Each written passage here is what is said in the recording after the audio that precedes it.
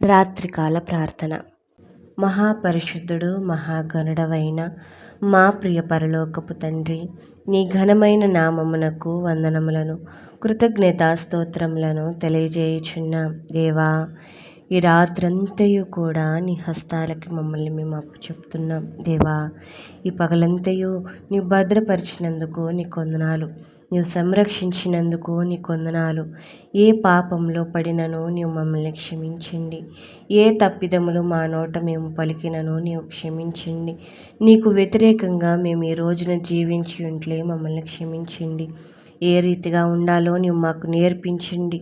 ఏ రీతిగా జీవించాలో నీవు మాకు నేర్పించండి. దేవా, ఎలా మాట్లాడాలి, ఎలా ఉండాలి, ఎవరితో ఎలా ఉండాలో కూడా నీవు సమస్తమును మాకు నేర్పించండి. దయగలిగిన మా దేవా, మమ్మల్ని మీరు క్షమించండి. ఈ రాత్రిలోనికి నువ్వు మమ్మల్ని నడిపించినందుకు దేవా, మరొక రాత్రిని చూసే గొప్ప ధన్యతను మా అందరికీ కూడా నువ్వు దయచేసినందుకు నీకు వందనాలు తండ్రి. ఈ రాత్రి వేళలో మేము జ్ఞాపకం చేసుకుంటున్న ప్రతి ఒక్కరిని మీరు దర్శించండి. ఇరుగువారిని, పొరుగువారిని తండ్రి, మా బంధువులను, స్నేహితులను ప్రతి ఒక్కరిని కూడా నీవు దర్శించండి. దేవా, కుటుంబాలను గురించి మేము జ్ఞాపకం చేసుకుంటున్నాం. ప్రతి కుటుంబాన్ని నీవే సంరక్షించండి. కుటుంబంలో ఉంటున్న ప్రతి ఒక్కరిని పేరు పేరున ముట్టి ఆశీర్వదించండి. వృద్ధులని నీ జ్ఞాపకం చేసుకునండి. ఎండల వేడిని తట్టుకునే శక్తిని వారికి నీవు దయచి, చిన్న బిడ్డల్ని కూడా నీవు జ్ఞాపకం చేసుకునండి.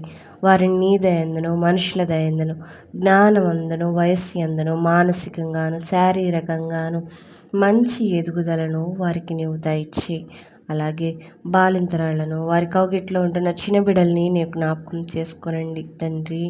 మంచి ఎదుగుదలను చిన్న బిడ్డలకి నీవు దయచి, తల్లి నుండి పాలు సమృద్ధిగా అందుకున్నటకు నీవు సహాయమును దయచి, గర్భిణీ స్త్రీలని నీవు జ్ఞాపకం చేసుకునండి. గర్భఫలము యెహోవా ఇచ్చు బహుమానము. నీవిచ్చు బహుమానంలో వారు ఆనందిస్తూ ఉండగా దుష్టుడు దూరపరచండి. అటు దుష్టుడిని వారి దగ్గరికి రాకునుటకు వారి చుట్టూ నీ కంచెను దయచి, నీ కాపుదలను దయచి, మంచి ప్రసవమయ్యి చక్కగా తల్లి బిడ్డలు ఇరువురు నీ సన్నిధిలో సాక్షులుగా ఉండటకు నీ సహాయమును దయచి, నూతన వధూవరులను నీవే సంరక్షించండి. అలాగే వివాహం కాని వారిని గురించి మేము జ్ఞాపకం చేసుకుంటున్నాం.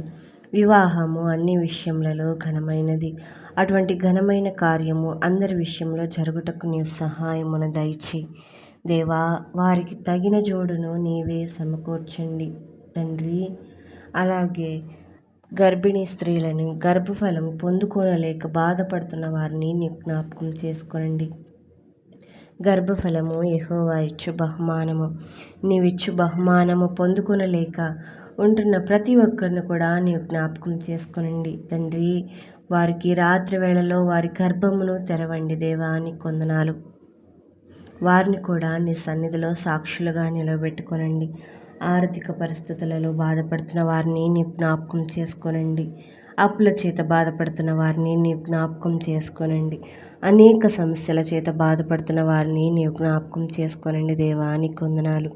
గృహములు లేక తండ్రి, నివాసములు లేక, ఇల్లు అద్దెలు కట్టుకొనలేక బాధపడుతున్న వారిని నీవు జ్ఞాపకం చేసుకొనండి తండ్రి.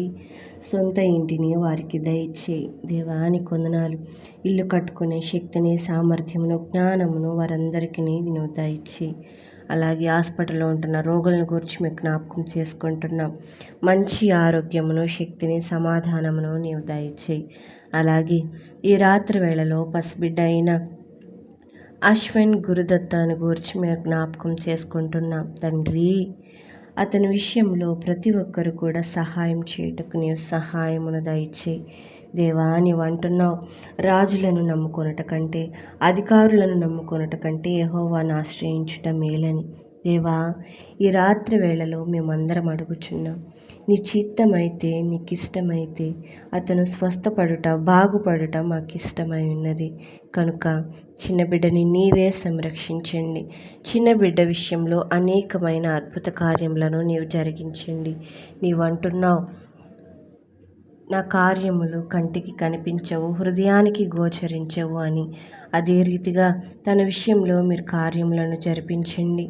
లేదా ఆకాశ వాకిళ్లను విప్పి పట్టజాలినంత తండ్రి ధనముతో వారిని మీరు నింపండి.